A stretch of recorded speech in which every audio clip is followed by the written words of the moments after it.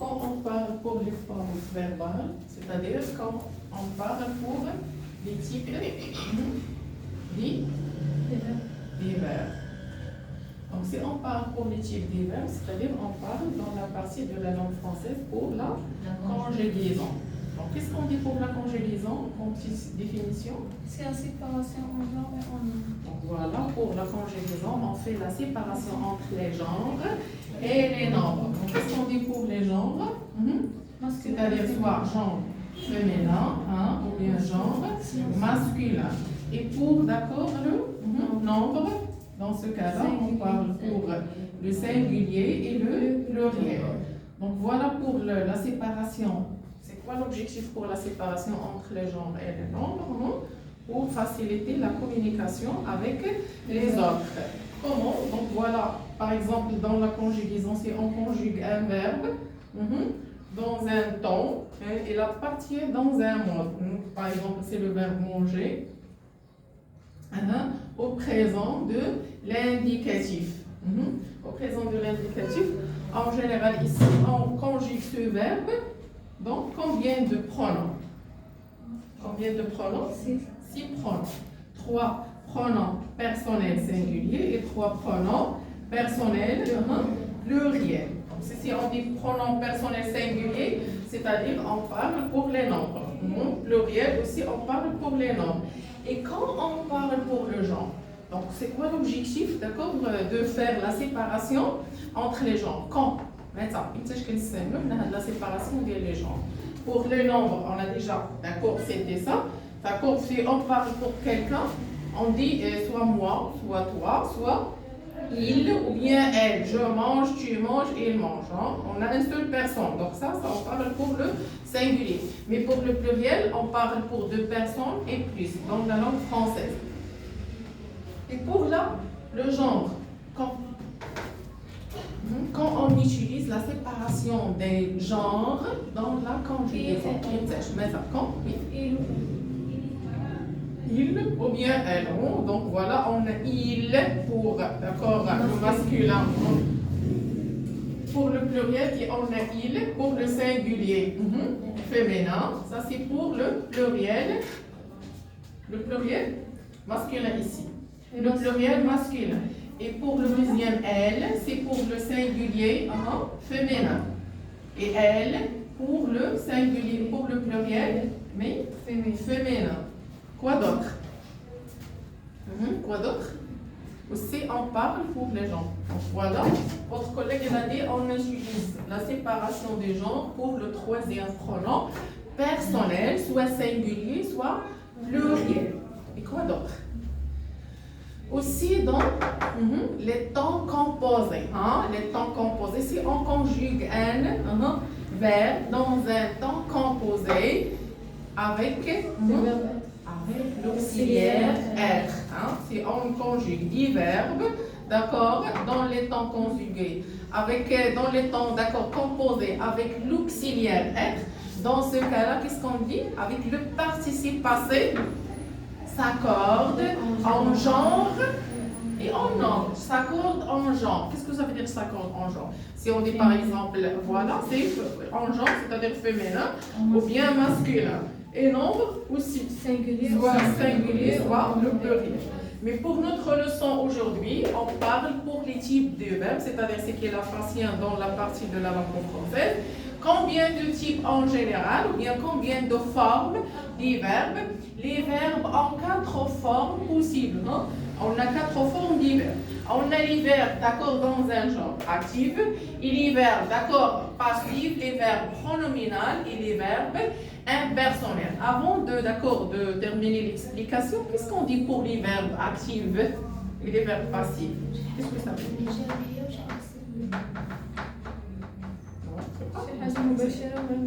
On peut dire ici, donc voilà, direct ou bien indirect. Soit on parle pour les verbes qui nous donnent, d'accord, un sens dans une phrase, voilà, une parole ou bien, d'accord, une communication directe.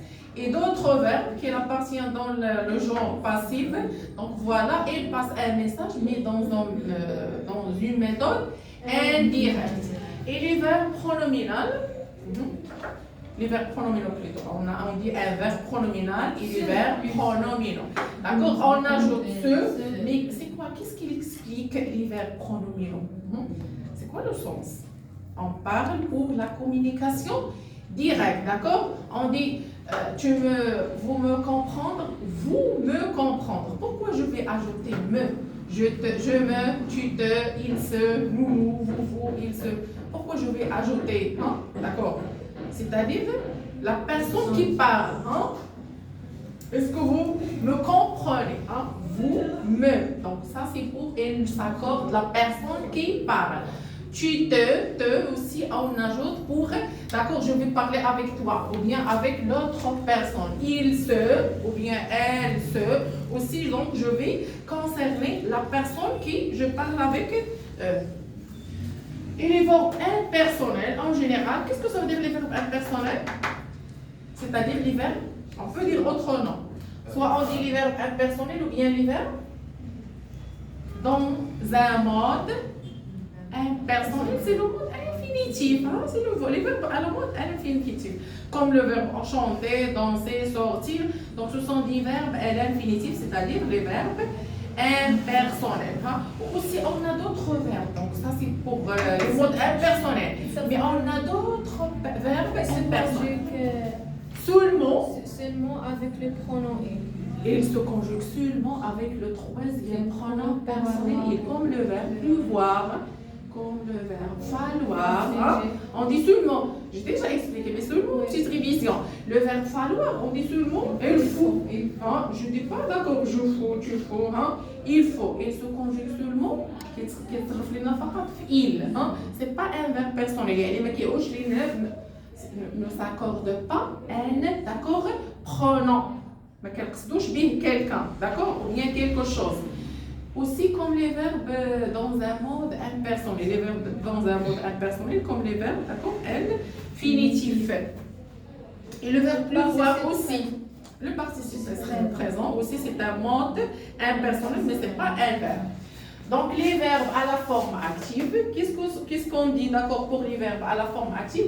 Le verbe est à la forme active quand le sujet fait l'action. Qu'est-ce que ça veut dire le Ahmed mange la pomme. Hein? Donc c'est où est le sujet? C'est Ahmed. Où est l'action? L'action manger. Qu'est-ce qu'il a fait Ahmed? Ahmed manger, d'accord, mange la pomme. Donc voilà où est le sujet. C'est le sujet fait l'action. Le fait, c'est le verbe manger. C'est qui a fait ça? C'est Ahmed. Donc c'est le sujet. Kamel caresse le chien. Hein? Qui a caressé le chien? C'est Kamel. Donc voilà. Le verbe caresser, c'est un verbe actif. Le sujet fait l'action. Les verbes à la forme active peuvent être, peut-être, transitifs directs. Donc, lorsqu'ils introduisent avec un complément d'objet direct. Dans cette phrase, où est le complément d'objet direct ici? Le chien. Donc, c'est le chien. Le sujet, le verbe et, d'accord, le complément d'objet direct, c'est pas indirect. D'accord, j'aime mon père. Ou ici, donc voilà. J'ai, c'est le sujet, donc c'est un type, c'est un pronom personnel, c'est le premier pronom personnel singulier. Aime, c'est le verbe aimer, d'accord, au présent de l'indicatif. Et mon père, c'est la aime, hein, c'est ce que j'aime, c'est mon père. Donc voilà, c'est le complément d'objet direct. Transitif indirect, c'est-à-dire il introduit avec un complément d'objet indirect.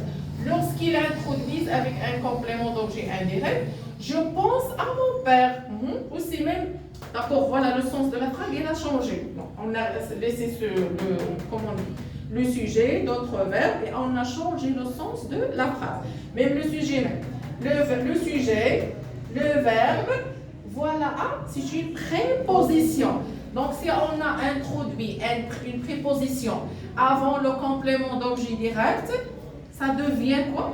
Complément d'objet indirect. Donc voilà, c'est à mon père comme complément d'objet indirect. Intransitif, c'est pas indirect ou bien direct, lorsque le verbe n'admet pas de complément d'objet. Donc voilà, peut-être des phrases, il n'accepte pas, d'accord, un complément, soit direct, soit indirect. Donc l'enfant nage. Est-ce que le sens de la phrase complet ou non? Oui. Est-ce que le معنى ديال الجملة كاملة؟ L'enfant nage. Où est l'enfant? Qu'est-ce qu'il a fait? Nage. Donc voilà le sujet et le verbe. Les verbes intransitifs n'admettent pas un complément, soit direct, ou les verbes transitifs, d'accord, ce sont des verbes qui ont admis à un complément, soit direct, soit indirect. Les verbes à la forme passive. Donc maintenant, on passe pour la deuxième forme de verbe à la forme passive. Lorsque le sujet subit, elle reçoit l'action exprimée par le verbe. Lorsque le sujet subit ou reçoit, qu'est-ce que ça veut dire subit ou reçoit? Soit qu'elle a, donc soit elle a transmis l'action exprimée par le verbe. Donc elle a transféré l'action qui est d'accord exprimée par le verbe. Le chien est caressé par Kamel. Ne dis pas directement. Kamel caresse le chien. Donc ça c'est à la forme active. Mais c'est ce qu'il a dit. Le chien, qui a caressé le chien? Hein? Le chien est caressé par Kamel. Donc voilà ici le verbe caresser. Il est conjugué dans quel temps? Au passé composé de l'indicatif, mais à la forme quoi? Passive. Comment? C'est pas voilà خطاب غير مباشر ici. Non, c'est pas direct, c'est indirect. C'est indirect, c'est pas direct, d'accord? Dans la forme passive, on parle, d'accord, le sens de la phrase, elle a un sens indirect. Quelqu'un qui nous transmet la phrase. شو واحد تينقل لنا الخبر، c'est pas d'accord خبر مباشر. Exemple, forme active. Donc voilà, égale le chien mange la souris. Ça c'est forme active. Et forme passive, la souris est mangée par le chat. Qu'est-ce que vous avez d'accord remarqué dans le voilà la différence entre verbe à la forme? Ils sont entre le verbe seulement le verbe il reste le même. Le verbe caresser, regarde. Dans la phrase. Voilà, on change seulement le temps de la conjugaison. Qu'est-ce qu'on dit? On change le temps de la conjugaison. Oui, avec le complément. Et voilà, troisième d'accord forme pour les types de verbes, les verbes à la forme pronominale. On a déjà vient de l'expliquer. On introduit. كندخلوا ليه ماذا؟ اش كندخلوا على le verbe. D'accord؟ سميت هذيك السو. اش كتسمى؟ C'est un pronom personnel. Donc voilà. Le verbe pronominal est un verbe qui se conjugue avec l'un des pronoms personnels. Me, te. Donc me avec je, te, tu, il ou bien elle, nous, vous. Il avec S, elle avec S, avec ce. Ça marche? Voilà.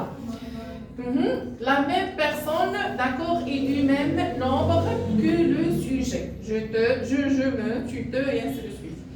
Le chat et le chien se battent. Je me lève. Regarde. Donc, qu'est-ce qu'il remplace le chat et le chien? Il avec un pronom personnel. Le chat et le chien. Avec il, avec S. Pourquoi avec il, le masculin, et n'est pas le féminin? D'accord, même on a le chat et le chien. Donc voilà, si on dit, comment on dit, la souris, même on a la souris et le chat. La souris et le chat, on a féminin et masculin. Mais on prend, d'accord, le masculin. Le masculin. Se bat. Je me lève, regarde-me, je me et ce. Et dernièrement, quatrième forme, les verbes à la forme impersonnelle. D'accord, on a déjà expliqué, d'accord, c'est qu'ils se conjuguent seulement dans le troisième pronom personnel. Il. Les verbes impersonnels sont ceux dont le sujet, il, ne représente rien, d'accord, ne représente rien, c'est-à-dire ne s'accorde aucun sujet. Sujet. Il pleut, il neige, etc. Donc le verbe pleuvoir, tumtar, et ainsi de suite. Ces verbes impersonnels ne s'emploient qu'à la troisième personne du singulier et ils n'ont pas d'accord d'impératif. On n'a pas d'impératif parce que ce sont des verbes impersonnels. Ça marche? Vous avez compris? Pas de questions? Donc, on passe pour l'exercice. J'ai préparé le